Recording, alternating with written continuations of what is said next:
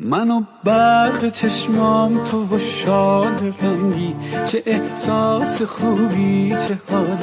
قشنگی، یه شیرینی خاص میونه چشاته، یه آرامش محض همیشه باهاته، تو آغوش تو باز چشام کم میاره، الانه که بارون دوباره بباره زیر جتر موهات، دلم قرصه قرصه میگم خوبه حالم کسی تا بپرسه، میرقصونی موتا میچرخونی دامن، من و برق چشمام تو و شاد رنگی، چه احساس خوبی چه حال